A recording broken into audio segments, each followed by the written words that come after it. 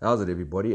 This is the video I've promised everyone that I will make just to demonstrate how to rig up the plastics to a hair rig, and obviously also with a pop-up as well. Yeah, guys, very simple method is basically you're going to need a society stick. If you don't have any society sticks at home, you can go to your local supermarket and get a packet of society sticks. They will last you forever and ever. I got the small ones from Checkers. They're short, they fit in my tackle box very nicely. So yes, all you're going to do is you're going to see that little hole in the plastic that's provided for you, is you're going to take your society stick and you're going to push it through and up the plastic, so you've got a little bit of sticking out on the top. Then you're going to take your braid needle, thin braid needle, push it down the side of the wedge or the wood and down through the plastic so it comes out. Then you're going to grab onto your loop of your hair, very straightforward. Same way you would rig up a boilie. You're going to pull it up through that thing until the knot goes right through and the loop comes out the top. You want the loop out the top because you want to take the loop, and I like to use the society stick just to help me loop it over. I loop it over this piece of wood like that. And all I do is I hold it in place and I just pull down my hair until it's on top of the plastic, as you can see. And what you do here is very straightforward, is you slowly but surely pull the wood down, the society stick back down the boilie, and you don't pull it right through the top. You leave it a little bit like that. Then you return back to your hair and you just pull this hair back so that it stays below the wood, so that it's always looped around it. So once you've popped it in, just slowly until it pops into the plastic, you can see it'll disappear, and you know it looks like that. Now all you see is that little piece of wood that's sticking out. Then you go back to the wedge and you slowly just pull down until this piece of wood is down flush on the top of the plastic. So you want it to be flush there, so that the crab can't get into that little hole and start nibbling away, because, you know, like I said, I've discovered if I don't put that piece of wood in there, it's what will happen this weekend when I tested all those drops. I had a little bit of an impact on that hole that was not covered up. So like I said, you're always learning, and obviously nothing is 100%, you know, but end of the day is now you're going to take your side cutter and you're going to move your hair out the way so you don't hurt it or damage it. You're going to push close up against this plastic and society stick and cut it off. And now you've left with that. Basically, it's flush on the bottom, flush on the top. Nothing can get to it. Your hair's coming through the bottom. That's never going to come off.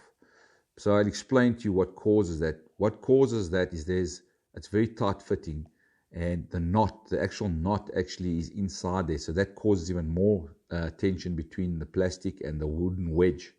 So you want to be able to have a decent knot on the end of your hair by your loop.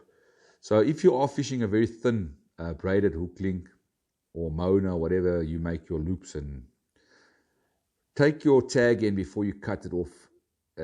Very simple, and just leave it when it's long, and just make a few little loops to bulk up your knot.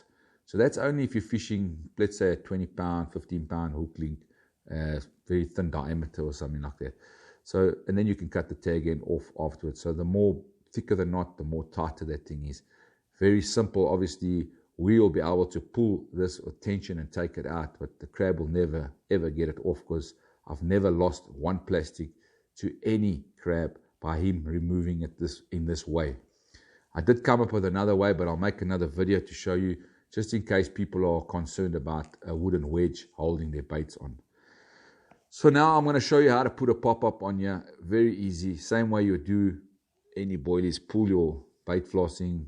But we are tying this separate because we want the crab to only take the pop-up off and not take the plastic and pop-up off. So you will tie this very straightforward. Is you're going to take your pop-up with your bait floss on, and you're going to just take your braid needle, go up through the bottom of the bait, push it on the opposite side of the hair that's coming up until your needle comes through.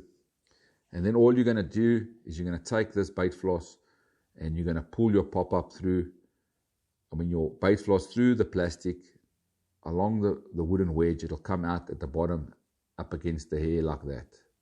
Slowly, get everything nice and straight and tight. So basically you've got that now, you know.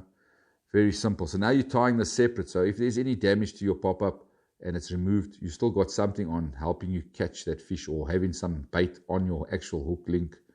And that's what we're after, is trying to catch that extra chance. So now you separate these two bait flosses. Now you have to go around the hair. So basically one comes from this way, another one comes from that way, so that you can lock this floss by knotting it onto the hair itself. And sorry, I'm a little bit on the... So all I'm going to do is make my little overhand knots here. I normally do 4 knots, slowly tighten it up against the back of the plastic where the wooden wedge is, so it's nice and tucked there. I will just do 2 knots to speed things up, but 4 knots. I don't burn mine, but if you want, you can. Just be careful you don't burn your hair, and then obviously it's easier to separate. Just check that you haven't pulled the hair made a loop. Just keep your bait floss nice and tight. Right, once it's tight, obviously 4 knots is the best way to go, and then obviously just burn it off if you want to, but otherwise I try and cut mine as flush as possible.